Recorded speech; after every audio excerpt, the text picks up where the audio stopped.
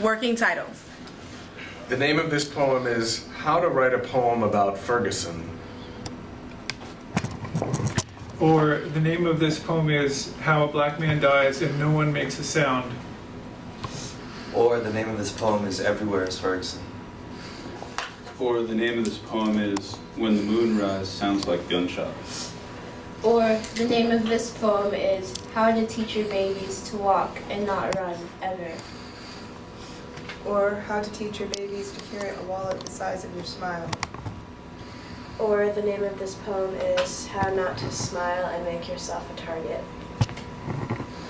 Or the name of this poem is How to Write a Poem the Same Size of Emmett Till's Lungs after they pulled him from the Tallahatchie River. Or How to Write a Poem About America's Thirst. Or the name of this poem is Black Blood Will Keep You Thirsty. Or the name of this poem is I'm Still Thirsty, an American Horror Story. Or How to Write an Escape Route from a Tornado. Or How to Write an Escape Route When the Tornado's Name is Stop and Frisk. Or how to walk the streets without fearing someone will cut your neck open. Or How to Walk into a Boardroom Without Fearing Someone Will Cut Your Legacy Open. Or How to Walk Without Asking for It. Or How to Walk Without Asking for It. Or How to Determine What Asking for It Looks Like. Or How Asking for It Feel Like a Church Bombing. Or the name of this poem is How to Not Intimidate Nobody in 3 Small Steps. Or How to Use Your Science Books as Teflon and How That Still Might Not Work.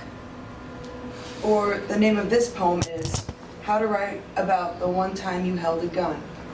Or the name of this poem is How to Write About the One Time You Had a Gun Pointed to Your Face. Or the name of this poem is How to Write About the One Time You Had a Gun Pointed to Your Face. Or the name of this poem is How to Write About the One Time You Had a Gun Pointed to Your Face.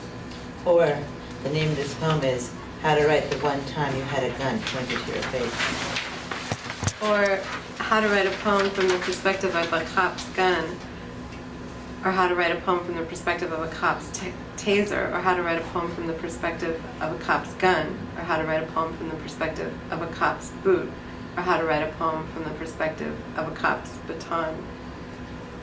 Or the name of this poem is How to Write a Poem Without Repeating Yourself. No, the name of this poem ain't got no name. It's a series of numbers. At night, the numbers warn me sweetly. You should be afraid of having a son. You have been told.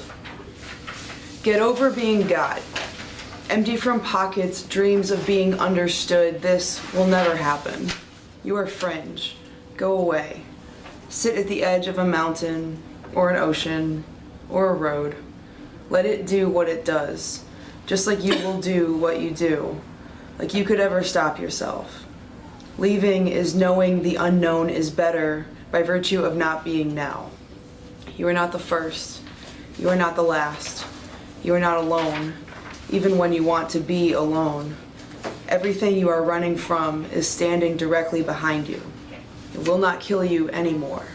Remember, all the chocolate, the blow, the neon triangle drinks, cocktail olives, acid tabs, lines, pills, bottles, crooked leather smiles, dirty palmed eyes, liquid and broken, promising none of this is an eraser, a lockbox, a security guard, a hero.